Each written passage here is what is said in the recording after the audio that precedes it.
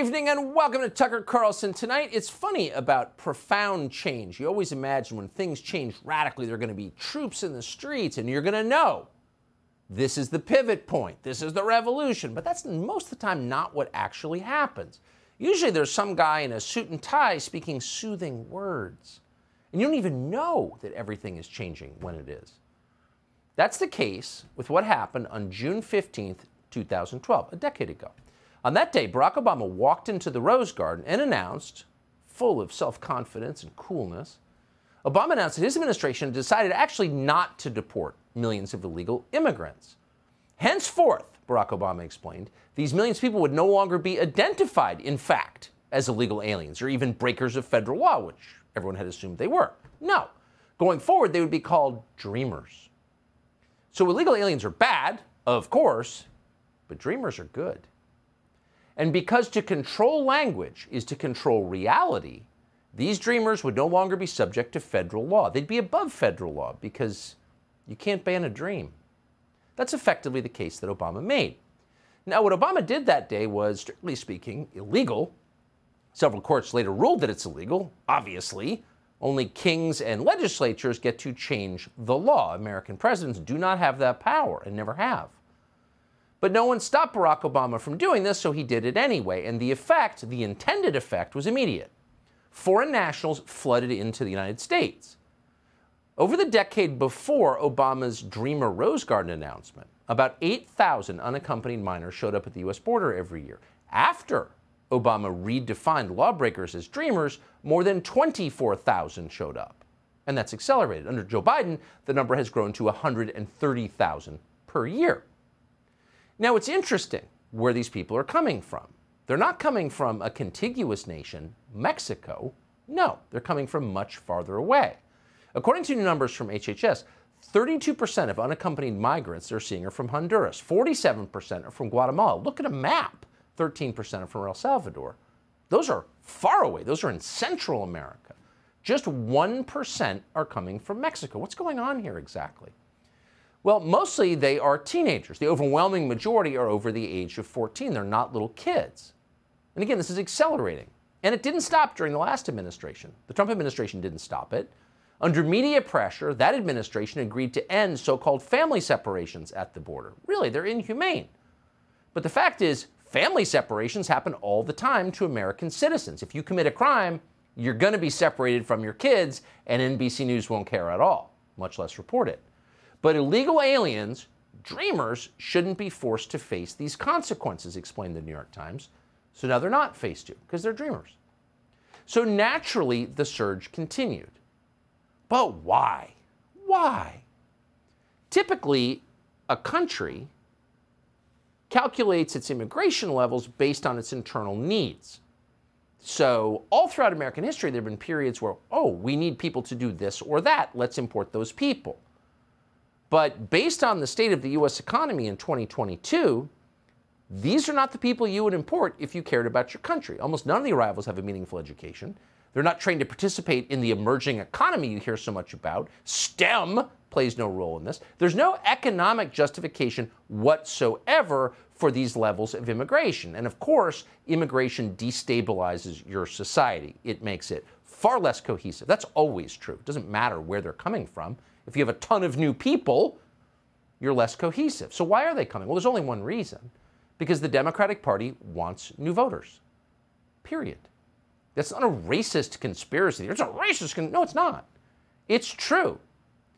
And we know that it's true, not because we heard it on Alex Jones, but because leading Democrats have said so repeatedly in public for years. And here's the latest example. Here is Chuck Schumer, the head Democrat in the U.S. Senate, last month. Now more than ever, we're short of workers. We have a population that is not reproducing it on its own with the same level that it used to.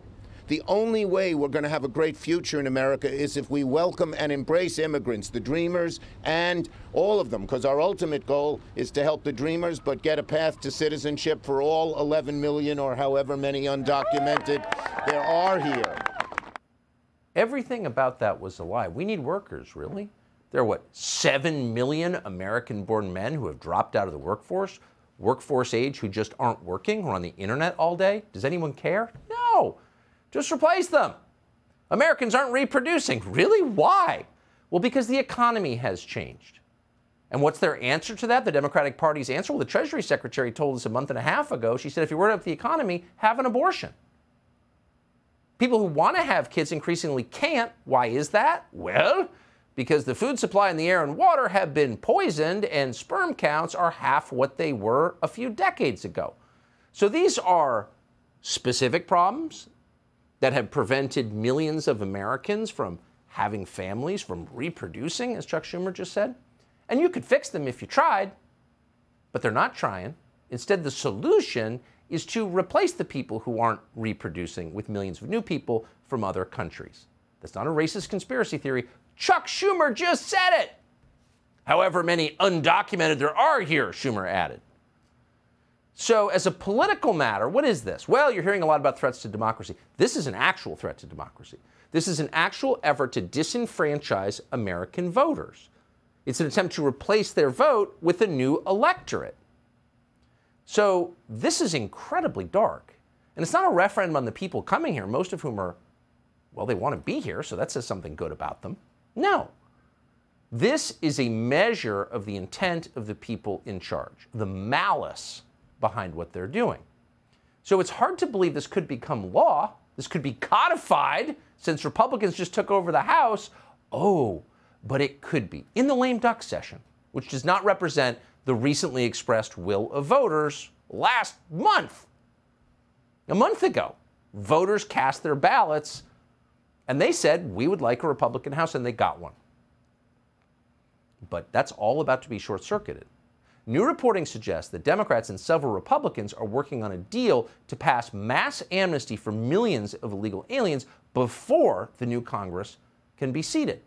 Kevin McCarthy, the incoming House Speaker, has promised not to hold a vote for any immigration bill until the border is secure, because it would be insane to do otherwise.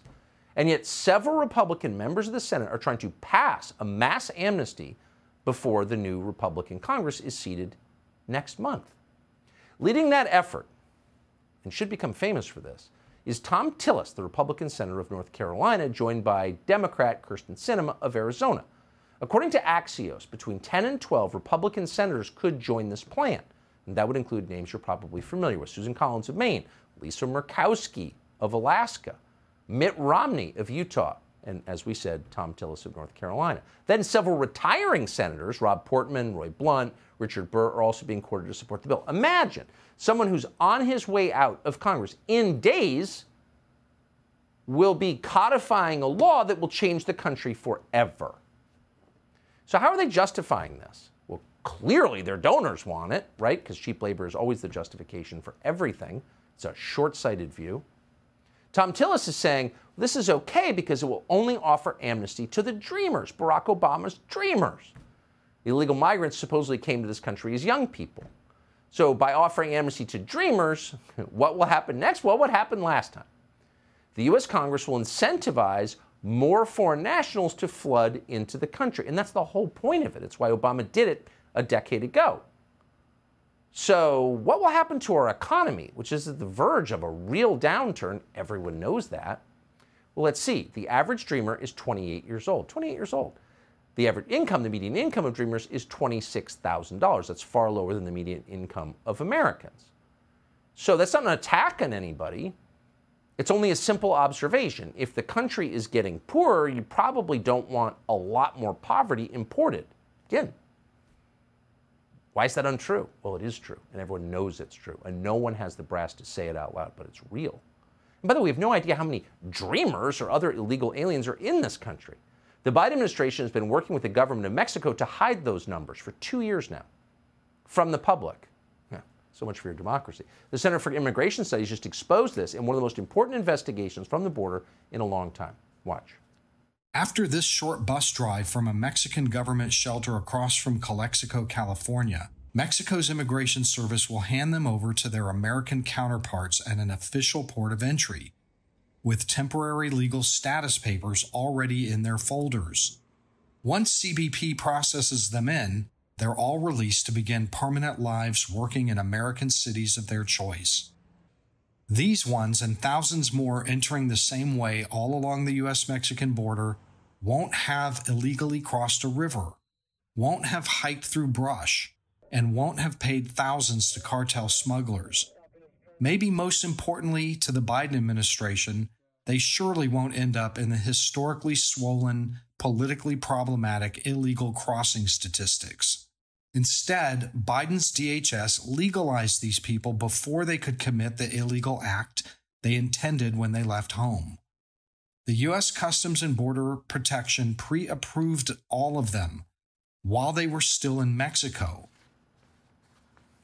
So that was, what's the word for that? Oh, that'd be immigration fraud being committed by the Biden administration, hiding the numbers so you don't realize how many people are coming into your country illegally. You have no role in this whatsoever. Now keep that in mind when you learn that the Tom Tillis lame duck bill will include, quote, $25 to $40 billion for border security. Now, that's actually a lot, not as much as we're giving to Ukraine, because of course their border is a lot more important than ours. Shut up, racist. But it is billions more than Donald Trump asked for to build the border wall. And at the time, senators in both parties said that was just way too expensive and racist. And people just build taller ladders, okay. But now the same group is fine with $40 billion for border security. Why is that? Because they know it's fake. They know it's fake. You can build any structure you want, but if the officials manning the gates, like on January 6th, just to open the doors, it's meaningless. And of course, Tom Tillis knows that, to his eternal shame. How out of it is Tom Tillis? Well, watch Tom Tillis, who clearly has no grounding in the physical reality of America 2022, tell you that letting all these people in, giving them citizenship, is a good idea because really what we're importing is computer scientists and engineers. Watch Tom Tillis.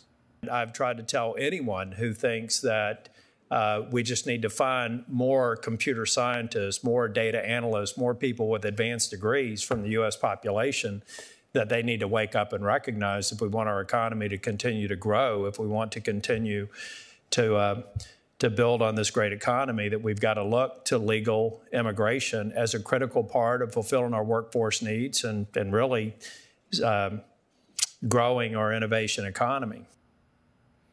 So that's just a word salad of phrases Tom Tillis doesn't understand, of course. But think about that. In the last 2 years, thanks to COVID and the manufactured response to it in this country, our public education system has completely collapsed. Kids are not being educated. We're not producing programmers, partly because of policies that Tom Tillis stood by and allowed to be enacted under COVID. But rather than fix that, we need to legalize millions of dreamers and give them citizenship. So if you really wanted a lot of computer programmers, there are a lot of them around the world, you would make an active attempt to identify them and import them. And then you could tell us why. But to let in people without high school educations by the millions because we need more computer programmers, now you're just lying to us, Tom Tillis. How stupid do you think we are? Pretty stupid, apparently.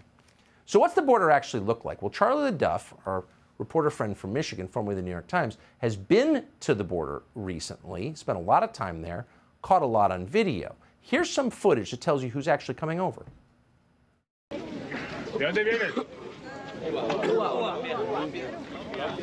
In the last 2 years, how many people have made their way into the United States? I think last year was over 2 million. And the year before that, I think just under 2 million. And then you have the unknown number of people that are gotaways that we have no idea that got away. And then you look at the people that are overstaying visas. I mean, that 11 million number of illegals in the United States is just a fantasy. New York complains about 1,000 a month. And we have 1,000 a day, Yeah. 2,000 a day. Yeah, this right here is probably 350 right here. In the meantime, probably a mile downstream, they're probably running a bunch of dope because all our people are tied up over here with this. That's why they send them in big groups. So most Americans, because this is a pretty big country, have no idea the scale of this. It's been going on for 2 years, and it will completely change this country forever, and it's continuing, and nobody is doing anything about it. And no one seems upset about it. Is Tom Tillis upset about this? No, computer programmers, reading his stupid libertarian talking points from 1996. We're going to have a lot more footage from Charlie LaDuff from the border, and it shows you what's actually happening there. And a lot of people crossing are nice people with families that just want to work and hang drywall, and that's great, and everyone supports that. Quite a few of them, though, are drug smugglers. Actually, that's true. This is all being orchestrated by the cartels, and some of them wind up killing Americans. I have 5 motion-activated cameras. I've got 2 way back that way and 3 back in the ranch here. It's a very poor sample because I've had over 100 trails coming through the ranch. And so 5 over 100 is only 5%. And on those 5 cameras, between February and October, 2,500 images. An intelligence officer with the Border Patrol told me that he believes 20% are carrying drugs. On this ranch, we've been here 35 years now.